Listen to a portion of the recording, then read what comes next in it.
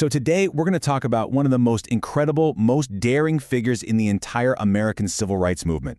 He's a man whose whole life was built on this unbelievable paradox. A man who literally walked between two completely different worlds to fight for one America. This is the story of Walter Francis White. Okay, so picture this. It's the 1920s.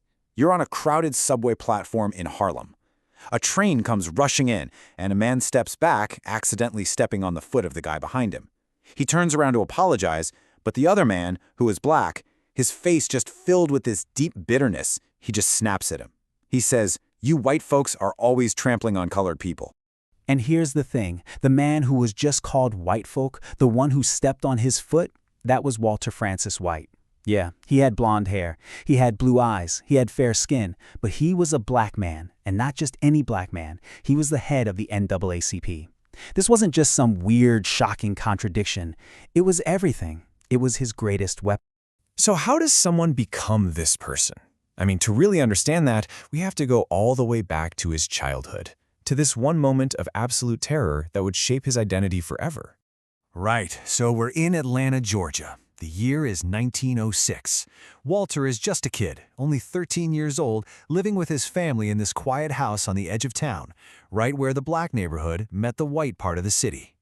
And then the city just explodes. Vicious, false newspaper reports whip up this frenzy, and a massive race riot breaks out. We're talking about thousands of angry white men surging through the streets, attacking any black person they could get their hands on. The whole city is just filled with the sound of gunfire and screaming. For 2 whole days, Walter's family is trapped inside their house. As the mob gets closer and closer to their street, Walter and his dad, who was a mail carrier, they grab rifles and take up positions in the dark. They were ready. They were ready to die, right there, just to defend their home, their family, their right to even exist. Now, the mob, they eventually turn away. But for 13-year-old Walter, everything had changed.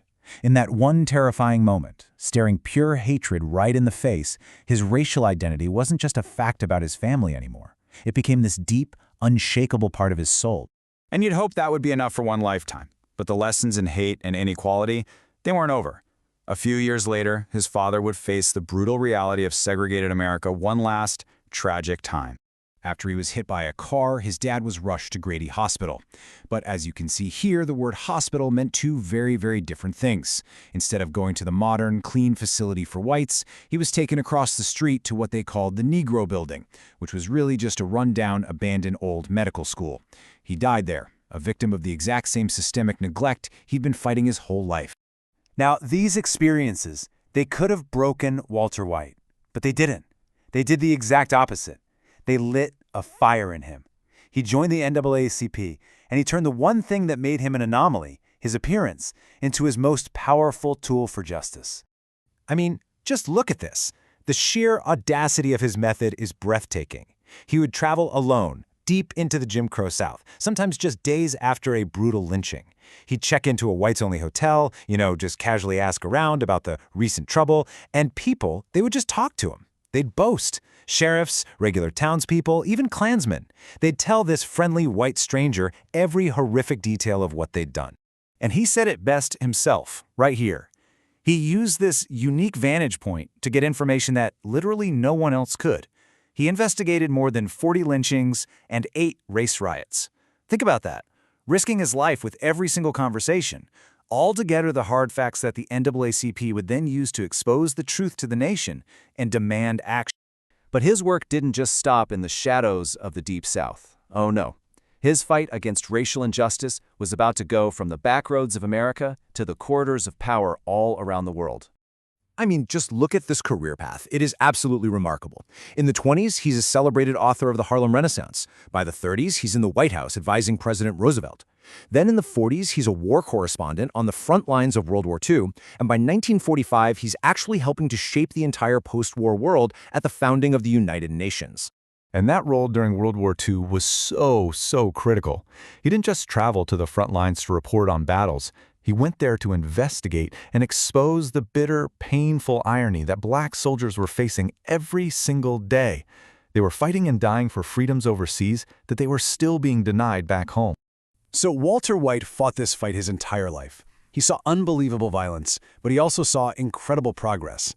And as he got near the end of his own journey, he took some time to reflect on it all.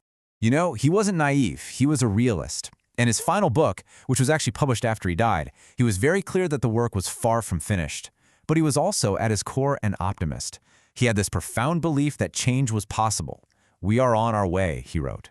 And honestly, I don't think anyone could sum up his life better than the historian James McPherson does right here. It's just such a powerful tribute to a man who gave his entire life to a cause that was so much bigger than himself, a relentless quest for a future that he knew he probably wouldn't get to see. And really, in the end, Walter White's life leaves all of us with that very powerful question. His story is just this incredible testament to the power of conviction, to the courage it takes to use every part of who you are in the fight for what's right, and the kind of deep faith you need to have to build a better world for all the generations that are still to come.